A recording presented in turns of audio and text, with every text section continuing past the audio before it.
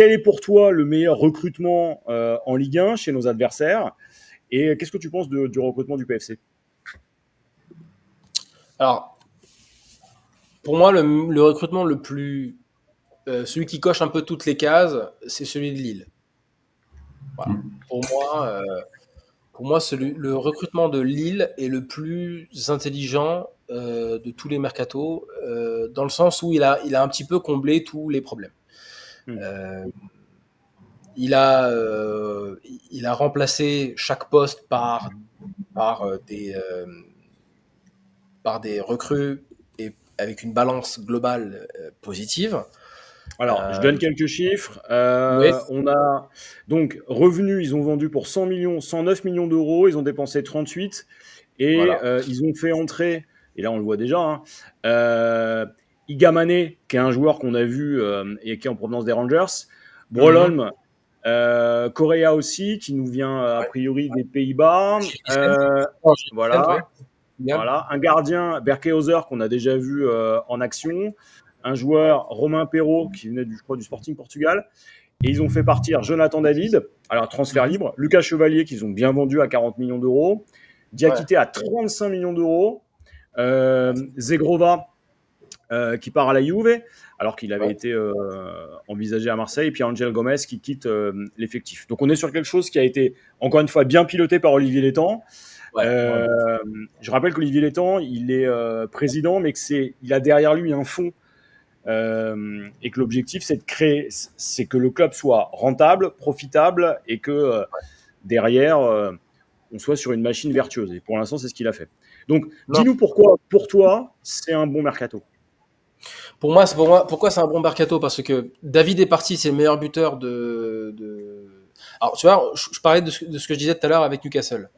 Le fait de recruter Voltemade et Wissa de manière consécutive prouve que c'est de la panique. Là, Igaman, ça fait très longtemps que Lille est dessus. Ils ont attendu pour payer le juste prix, sans faire référence à Philippe Rizzoli. Ils ont attendu pour payer le juste prix auprès des Rangers.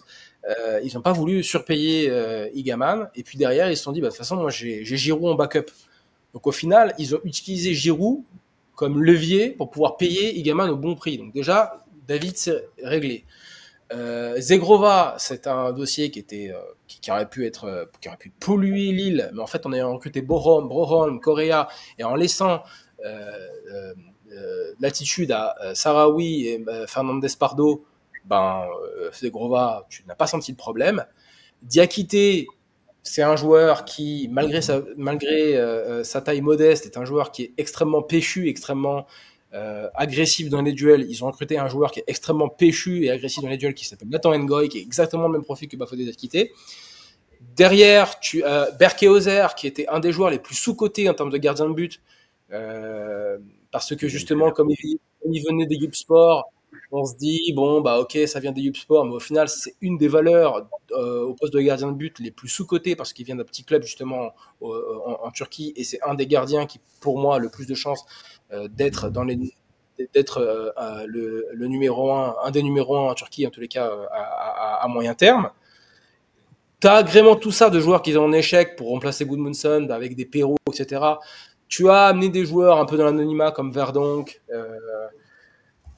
Mbemba, tu vois, pour essayer d'agrémenter un petit peu le tout. Voilà pourquoi je trouve le mercato. Et en même temps, tu peux laisser la place à Bouhaddi. Tu as conservé Benjamin André, parce qu'il faut aussi parler de ça. Oui, ça c'est un vrai coup. Ouais. Parce que au final, vraiment, moi je pensais que quand j'ai pensé le mercato de Paris FC, le premier nom que j'ai coché dans ma tête, en me disant le Paris FC, c'est sûr, ils vont faire Benjamin André, c'est sûr et certain. C'est sûr et certain qu'ils vont essayer de le faire. Au final, ils se sont rabattus sur Les Melou, mais au final, c'est ça qu'ils ont cherché. C'est chercher un vrai leader qui avec une expérience européenne pour pouvoir tirer vers le haut le vestiaire. Lille l'a gardé, même si je pense que Bouhaddi et que Bouhaddi aura de plus en plus d'influence dans le club et que Ragoubert va aussi tirer un petit peu son épingle du jeu, j'espère, dans le club. C'est un coup aussi exceptionnel. Donc voilà pourquoi je trouve que le mercato de Lille est le plus intelligent, parce qu'à chaque problème, la solution a été soit bien gérée en termes de coûts, soit bien gérée en termes de talent, ou soit bien gérée en termes de secousses. Zegrova aurait pu être un dossier pourri. Oui, parce que ça avait commencé à bien. La fin de saison avait été compliquée avec Zegrova. Bien sûr, ça aurait pu être un dossier bien pourri. Au final, ils arrivent à le vendre à la Juventus. Bravo, parce que franchement. Et correctement en plus. Et correctement en plus. Et donc, c'est pour ça que pour moi, le mercato de Lille est le plus intelligent sur tous les aspects, politique, talent et financier. Donc, moi, je mettrais dans mon top 3 Lille. Après, je mettrais Lyon et Le Havre dans mon top 3. Alors, Lyon, je vois parce qu'ils ont fait avec peu pas mal, et ça se voit, ça joue. Ils ont gardé Malik Fofana.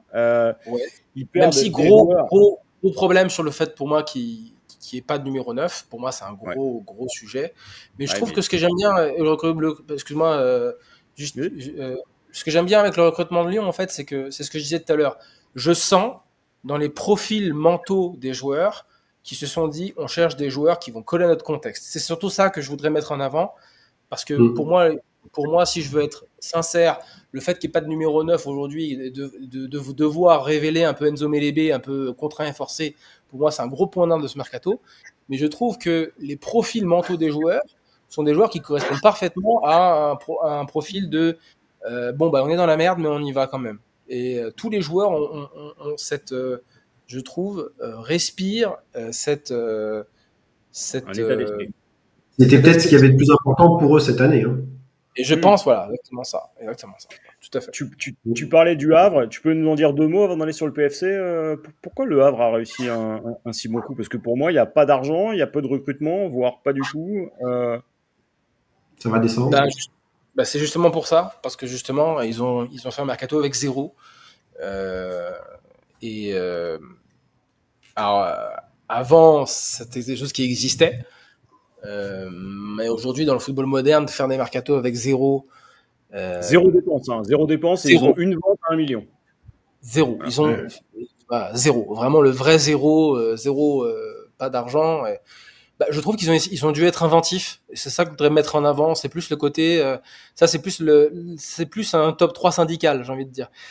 C'est plus le côté de dire, ils ont réussi à faire des joueurs avec quand même certains paris. Samata, c'est un vrai pari. Fodé Doucouré, que j'ai bien connu, puisque il était à Reims quand on l'a recruté de l'académie JMG. Donc, je vois de quoi on parle, je vois de quel prospect on parle. Faut oser mettre des joueurs comme Fodé Doucouré en avant, comme en Ligue 1. Quand tu es une valeur correcte de Ligue 2 au Red Star, parce que justement, tu as quand même dans un club, Fodé Doucouré, c'est un joueur avec des qualités offensives excellentes pour un latéral droit. Et il s'est révélé au Red Star, qui est un club où justement tu peux pas te révéler offensivement. Et donc le fait de se dire, je vais mettre sur Fodé Doucouré, je pense qu'il y aura plus d'espace en Ligue 1. Faut avoir, faut une vision. Faut une vision, quoi. Vraiment une vision. C'est plein de trucs comme ça. Pareil pour Kierémé, c'est pareil. Faut avoir une vision pour recruter Kierémé, même s'il faut avoir une certaine vision. Donc je pense que le côté YOLO du recrutement du Havre, je suis très admiratif parce que franchement, on verra ce que ça va donner s'ils arrivent à se maintenir. Je leur souhaite. C'est un des plus petits budgets, hein, pour pas dire le deuxième plus petit budget, je crois, de Ligue 1. Oui, puis en plus, eux, ils ont fait d'argent de CVC en plus. Voilà, donc ils sont fait avoir jusqu'au bout. Non, vraiment, voilà, c'est un peu, comme je te disais, c'est un peu un top 3 syndical parce que j'ai envie pour eux que leur pari se concrétise de manière positive et qu'ils arrivent à se maintenir, ne serait-ce que peut-être par le biais du barrage, parce que ils ont vraiment essayé de tenter quelque chose. Voilà. Moi, je voudrais qu'on reparte sur le PFC, hein, nos voisins, en faveur du derby. Alors, le PFC, c'est 57 millions dépensés. C'est Otavio qui arrive, Moses Simon de Nantes, Willem Goebbels qui nous vient justement de Suisse après avoir été un espoir vendu très cher et qui a déçu. Le retour de Jonathan Iconé en Ligue 1. Évidemment, Kevin Trapp, qui va être aussi mannequin, hein, parce que il est capable de faire les deux. Il va être plus présent à la boutique des Champs qu'à Jean-Bois, lui. Oui, mais écoute, on prend, hein, parce que Kevin, on l'aime bien. Et puis un Kevin, de toute façon, ça se garde, ça se soigne, ça chouchoute, c'est suffisamment dur, hein, avec sa femme mannequin, etc. Donc, qu'est-ce que tu as pensé justement, toi, de ce premier mercato? Enfin, c'est plutôt le deuxième, hein. Période LVMH, donc famille Arnaud. On sait qu'ils ont raté beaucoup de choses, ce que j'allais dire. notamment Benjamin André. Raconte-nous un peu, toi, ta vision justement du PFC. Un petit complément JB, est-ce que tu trouves, Enzo, qu'ils ont suffisamment utilisé la filière Red Bull? Non, pas du tout. Ils ont absolument pas utilisé la filière Red Bull. Et de toute façon, je pense que Red Bull va plus être prégnant sur les méthodes de formation, l'optimisation des infrastructures que sur le recrutement lui-même. En tous les cas, à court terme, je parle. À court terme. Ni même sur les histoires de prêt, des choses comme ça? Ah non, je pense qu'à court terme, c'est pas du tout l'objectif de Red Bull. Je pense que c'est pas comme ça que Red Bull va vouloir s'imprégner dedans. Je pense que Red Bull est là en tant qu'actionnaire minoritaire, en tant qu'observateur, en se disant on va voir comment ce projet il se profile. L'idéal et pour moi, ce qu'ils vont surtout essayer de faire, c'est de optimiser les infrastructures du Paris FC pour que à terme, ils puissent être le meilleur centre de formation de France et donc du monde, et que en étape numéro 2 de valorisation, les joueurs signent à Leipzig au lieu de signer ailleurs. Pour moi, c'est ça l'objectif de Red Bull. C'est comme ça que je vois, c'est ma vision du dossier. Donc à court terme, je dis bien à court terme, ils vont pas avoir de prégnance sur les mercatos. Par contre, il faut voir comment le PFC va se comporter jusqu'à l'hiver, parce que c'est peut-être là que si on doit appeler les pompiers, que Red Bull va tirer la sonnette d'alarme.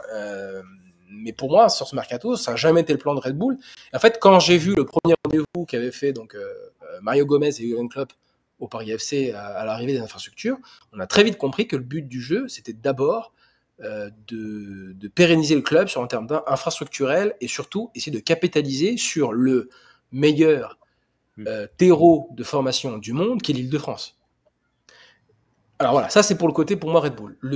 La deuxième question, pour moi, le PFC a fait une moitié de mercato. Et je pense qu'ils se sont mangés les dents sur beaucoup de choses. Je pense que là où ils ont bien réussi, c'est les côtés... et encore, c'est relatif, parce que je pense qu'ils ont fait un mercato plan B là-dessus. Sur les valeurs sûres. Amari Traoré, pour moi, c'est une excellente idée.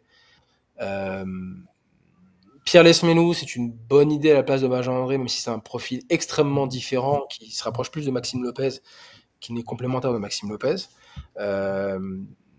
Moses Simon, pour moi, attention au salaire de Moses Simon. Je trouve que le salaire est très élevé par rapport à l'âge du joueur, à 30 ans. Je trouve que voilà, là où il a fait une moitié de mercato, c'est surtout sur les joueurs, les prospects. Alors Jebels, oui, ok, d'accord, mais moi je m'attendais à des joueurs qui jouent avec les équipes de France Espoir, ou à des joueurs qui sont, je sais pas, je pense à Saldilia comme ça, je sais pas, Bélocian, qu'est-ce qu'il fait, enfin tous ces joueurs là qui sont un peu partis, un peu partout, et qui au final sont soit des semi-échecs, ou etc. Moi, c'est là où j'attendais le PFC. Alors au final, voilà, ils ont Jebels qui a relancé, qui a fait une très très bonne saison là-bas. Otavio, je trouve que c'est un peu une moitié de mercato, et que sur le mercato où on les attendait le plus, c'est-à-dire recruter des cadres, bah ça a une odeur de plan B. Donc je trouve que c'est un mercato dans la moyenne pour le PFC. Le modèle à terme, quoi qu'il arrive, du recrutement quand on est une grosse écurie, c'est ce qu'avait fait Monaco à l'époque, avec Abidal, Carvalho. Oui, t'arrives tout de suite. Voilà, tout de suite. Voilà. Aujourd'hui, c'est plus possible de faire exactement le même mercato, puisque un Falcao a posteriori, ou un James Rodriguez a posteriori, vaudrait le double en termes de valeur d'indemnité de transfert ou même à Toulalan de l'époque. Je suis en train d'essayer de me rappeler. Il n'y a pas de comparaison. Ouais, et puis avec la PL en plus, on est sur d'autres montants. Exactement. Comment tu l'expliques, Enzo, avec le... Enzo, Oui. pardon, JB. Comment tu l'expliques, ce mercato plan B? Bah, je pense qu'ils ne s'attendaient pas à ce que ce soit aussi cher. Alors, il y a l'info Stassin qui est sortie, je ne sais pas si c'est vrai, mais en tous les cas, si elle est vraie, le fait d'avoir se fait refuser par une offre de plus de 20 millions pour un attaquant de Ligue 2, Lucas Stassin, qui est à Saint-Etienne, parce que Saint-Etienne est un projet suffisamment solide pour pouvoir refuser ce genre d'offre, et la preuve que, à mon avis, ils se sont cassés les dents sur ce qu'ils espéraient vraiment sur le mercato. Je pense qu'ils sont partis un peu la fleur au fusil sur ce mercato en se disant, bah, de toute façon, on est une équipe saine, les joueurs vont vouloir venir dans notre projet parce qu'on est un projet extrêmement sain. Ça suffit pas, les bonnes intentions dans un mercato. Ça ne suffit pas, les bonnes intentions dans un mercato. Je pense qu'ils se sont mangés un petit peu les dents là-dessus. Je pense qu'ils se sont rendus compte que les joueurs aussi, les clubs les attendaient un petit peu. Et qu'au final, ils se sont dit, on va devoir être modeste, un peu contraint et forcé. Un peu ce qu'a subi un peu le Paris PSG d'une manière très très différente. Mais je pense que les clubs les ont vus venir et qu'ils se sont dit, tant pis pour vous les gars. Donc moi, voilà comment je l'explique. Je pense très sincèrement qu'ils ne s'attendaient pas à rencontrer autant de murs qu'ils ont rencontrés, à mon avis. À mon avis, c'est ça le. Ouais, c'est l'expérience. Oui, pour moi, c'est l'expérience. C'est l'expérience. Ce genre de mercato, c'est là qu'il faut être bon avec les agents. Parce que ce genre de mercato, pour moi, c'est typiquement le genre de mercato que tu dois préparer au mois de mai. En étant constamment avec les agents, en te disant, par exemple avec Benjamin André, tu me la fais pas, s'il te plaît, tu viens dans mon projet, tu vois, je veux dire, typiquement ce qui s'est passé avec Benjamin André, si c'était préparé, je pense, beaucoup plus en amont et de manière plus agressive, je pense que c'est ça aussi. Je pense que le Paris FC n'a pas été assez agressif dans le réseautage. C'est mon avis. Ils auraient peut-être dû se staffer avec des gens plus aguerris sur ce genre de démarche. Ouais. Je pense que le board a manqué d'aide. Je pense que s'il y avait un Benatia dans le profil de personne, je parle, au Paris FC, ça ne se serait pas passé comme ça. Il y a beaucoup de pistes de plan A qui auraient signé. Justement, on a parlé du PFC. Il reste 2 adversaires en Ligue 1 véritablement pour le PSG. Alors, Monaco, qui a fait un mercato particulier, mais qui a gardé Akliouche, qu'on aurait bien voulu voir au PSG, malgré son prix de plus de 70 millions d'euros. Qu'est-ce que tu as pensé, toi, du mercato de Monaco ? Le vrai problème de Monaco, je pense que c'est d'abord et avant tout son entraîneur. Mais ça, c'est un avis personnel. Non, émotionnellement, il a toujours, je trouve qu'il a du mal à se mettre en avant, mais c'est perso. Comment tu vois justement ce mercato de l'ASM pour Paris, évidemment. Étonnamment, j'ai vu que le mercato de Monaco était extrêmement critiqué sur les réseaux. Mais moi, j'aime bien le mercato de Monaco. Alors, c'est ce que je disais tout à l'heure. Je rappelle juste quelques chiffres. Ils dépensent 13 millions d'euros et ils vendent pour 116 millions. Ouais. Plus 103 millions d'euros qui rentrent avec des arrivées. C'est Eric Dyer, très bon choix. Paul Pogba à relance. Ansu Fati, Lucas Radecki du Bayer Leverkusen. Et il fait partir. Oui, aussi. Oui, alors en fait, ce que j'aime bien de Monaco, c'est l'idée globale. Voilà, c'est ça que je veux dire. C'est ça que je veux dire. Parce que pour moi, j'aurais pu le mettre dans le top 3 si il y avait quand même quelques remplacements plus prégnants. Pour moi, Magassa n'a pas été remplacé. C'est-à-dire un joueur qui peut jouer 6 et qui peut jouer central. Quand tu vois cet effectif et quand tu joues comme Adi Hutter joue, pour moi, c'est extrêmement important. Il n'a pas été vraiment remplacé. Mais moi, j'aime bien l'idée de entourer. Tu avais peur que à la fois Ben Seguir et Akliouche partent. Finalement, tu gardes un des deux. Bon, c'est bien. Pour moi, le départ de Zakaria était une immense erreur. Ils l'ont pas faite finalement. Merci au secrétaire d'avoir de s'être inventé une vie en Arabie Saoudite. Mais voilà, je trouve que l'idée est bonne, et surtout, c'est ce que je disais tout à l'heure. Quand tu as un effectif trop court, ça permet de révéler certaines individualités que tu ne vois pas, parce que pour le grand public, après je veux pas faire le recruteur, mais pour le grand public, quand il y a un jeune qui est pas valorisé sur Transfer Market et que connaît pas et qu'on a vu c'est comme si c'était une ligne transparente pour le grand public. C'est comme si c'était un joueur qui n'existait pas. Mais voilà, moi j'attends Mamadou Koulibaly, j'attends de voir ce qui va être fait pour Ilikina en remplacement de Balogun. J'attends de voir Balogun aussi, parce que j'ai envie de voir aussi comment Mawissa va s'imposer définitivement à la défense de Monaco. J'ai envie de voir comment Monaco a laissé la place à ceux qui vont avoir leur chance pour s'imposer et justement entourer ces joueurs-là de joueurs qui ont un vécu, comme Pogba, comme Fati, même si voilà. Moi, j'aime bien l'idée. Pour moi, par contre, le problème qu'il risque d'avoir, c'est que pour moi, l'effectif n'est pas complet. Pour moi, il manque 2 joueurs pour que le recrutement de Monaco soit dans mon top 3. Il manque, comme je disais, un 6 qui peut jouer central ou un central qui peut jouer 6. Et peut-être un latéral ailier qui peut remplacer un petit peu l'activité de Vanderson. Crépin Diatta avec des jambes, quoi, un Crépin Diatta qui est en forme, quoi. Pour moi, voilà, c'est les 2 seuls postes ou 2 seuls joueurs que pour moi il y a une vraie lacune dans l'effectif de Monaco, même si je vois un petit peu ce qu'ils ont voulu faire dans la mise en avant des joueurs. Pour moi, c'est ce qui manque. Et surtout aussi peut-être que Akliouche ne sera pas aussi tout le temps en forme, donc peut-être il peut se blesser, peut être suspendu. Golin n'a pas forcément ce relais-là. Voilà. Mais moi, j'aime bien l'idée du mercato.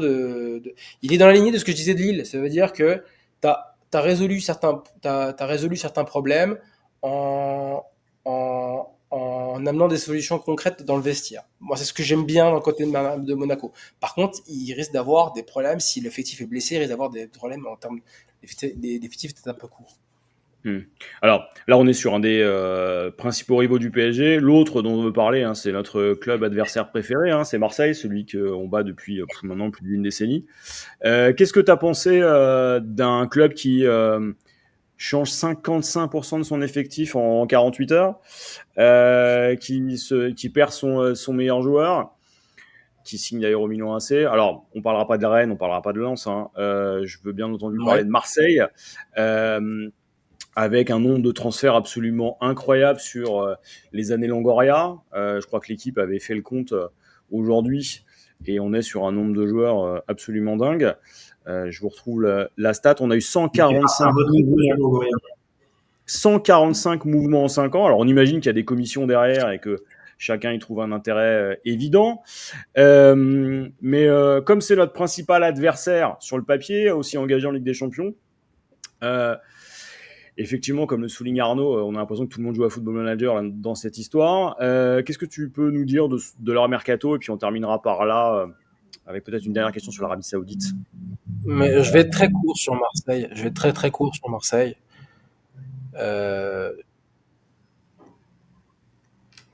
Quand tu vois le mercato de manière froide, tu te dis c'est pas possible ce nombre de mouvements. Mais quand tu vois l'actualité et comment ça a bougé dans le club, au final, je me dis qu'ils n'ont pas vraiment eu trop le choix. Enfin, je schématise. Entre les mouvements que voulait De Zerbi, entre les échecs des précédents mercato, entre l'affaire Rabiot, il faut le dire, qui a été un séisme pour le mercato de Marseille, au final,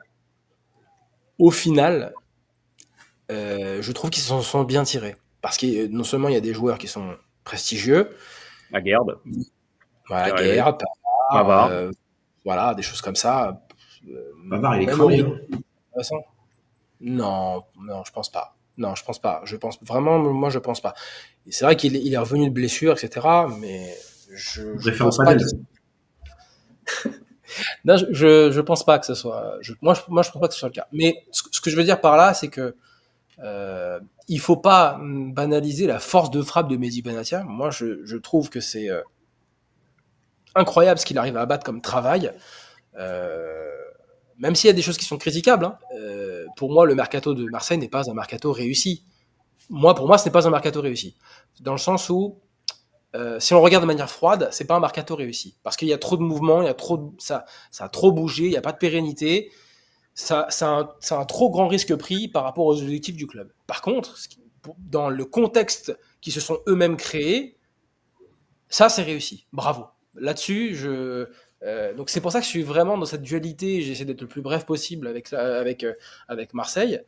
Dans cette dualité, ils ont réussi des choses, je trouve, incroyables. Et le meilleur exemple, c'est Jonathan Dreux. Jonathan Dreux, sur le marché, pour moi, c'est sous-vendu. Dans le contexte de Marseille, dans ce qu'il a joué, etc. Et l'affaire, c'est très bien vendu. Donc, c'est ce paradoxe, un peu cette dualité-là, qui fait que B- pour Marseille. C'est quand même très décevant. C'est quand même très décevant par rapport au budget global qu'ils ont de voir ce qu'ils recrutent quand même. Parce que quand on compare avec des budgets d'équipes dans d'autres pays étrangers avec les mêmes types de budgets, par exemple l'Italie, Marseille, il n'y a rien qui fait triper à Marseille.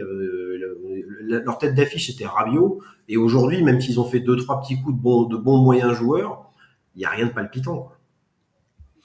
Je trouve que moi je trouve, je veux pas être le contrariant, mais je trouve quand même que l'effectif en globalité a augmenté de niveau global. Je trouve que le joueur le plus faible de Marseille est moins faible que la saison d'avant. Ouais, Mais par contre, l'effectif est déséquilibré et il y a trop de mouvements. Il y a eu trop de mouvements. Il y a eu trop de mouvements. Et surtout, il y a aussi un autre problème. Marseille forme peu. Marseille ne fait pas de coups. Marseille paye tous ses joueurs, que ce soit en salaire, que ce soit en transfert. Marseille ne forme pas. Marseille ne bouche aucun trou. Marseille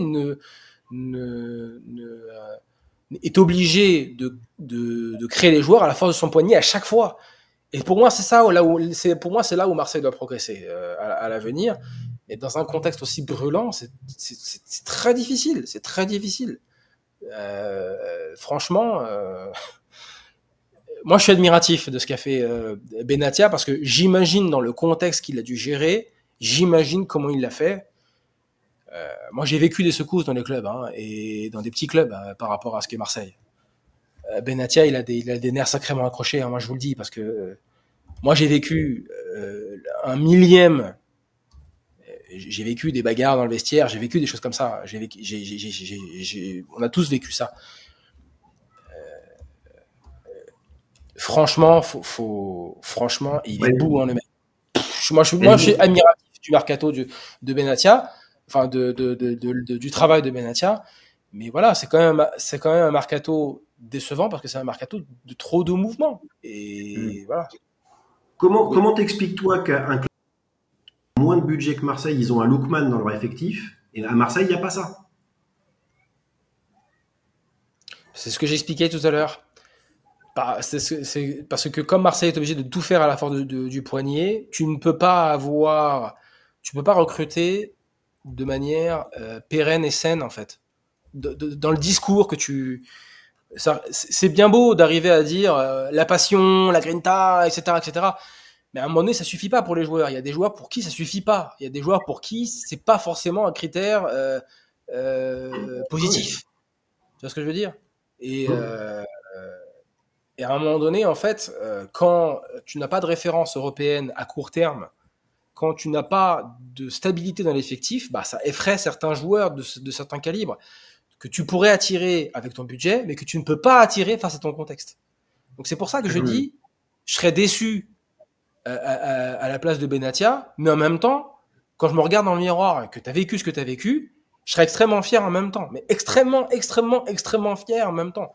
Parce que je trouve que avec le contexte qu'il a traversé, ce qu'ils ont réussi à reconstruire, alors que t'as tout, t'as une autoroute pour être le deuxième, voire le contender numéro 1 de Paris, t'as une autoroute. Eh ben non, c'est Marseille, il faut que ça se passe différemment. Mais vraiment, moi j'applaudis parce que vraiment ce qu'il a dû vivre, vraiment, j'essaie de parler à demi-mot parce que j'imagine ce qu'il a dû vivre. Vraiment, moi j'ai vécu des bagarres dans les vestiaires ou des tensions comme ça. Et franchement, vous pouvez foirer une saison entière à cause de ça. Vous pouvez détruire une équipe à cause de ça. Vraiment, sur une période de 10, 12, 16 matchs à cause de ça. Je ne pense pas que Marseille va subir ça de cette manière. Je ne pense pas. Grâce au travail qui a été fait, parce qu'il fallait du 109 le plus vite possible. Alors, je vois qu'on est déjà à 1h40. Je te propose qu'on arrête là, Enzo. Et juste pour terminer, savoir si on aura la chance de te revoir sur la chaîne, notamment pour parler de la MLS, puisque la Coupe du Monde aux États-Unis arrive. Et c'est un championnat que nous, on voit au travers du prisme de l'Inter Miami, qu'on méconnaît clairement. Et moi, ça m'intéresserait justement d'aller plus loin. On avait fait quelques vidéos sur Trump et le soccer, sur Gianni Infantino aux États-Unis au moment de la Coupe du Monde des clubs. Et on serait ravis en tout cas de te revoir si t'es partant. Tu nous dis. Plaisir, avec plaisir. Laissez-moi me reposer un tout petit peu parce que c'est ce que j'expliquais. J'ai vécu un mercato extrêmement fatigant. Je sais pas si ça se voit, mais je suis pas trop en état normal en ce moment. Non, avec un immense plaisir. Jean-Baptiste, tu sais très bien que je ne vais jamais te dire non à quelque invitation que ce soit au nom de ta part. Arigato gozaimasu, comme dirait l'autre. Voilà. Merci beaucoup. On va remercier William aussi. On va remercier tous ceux qui sont sur le chat.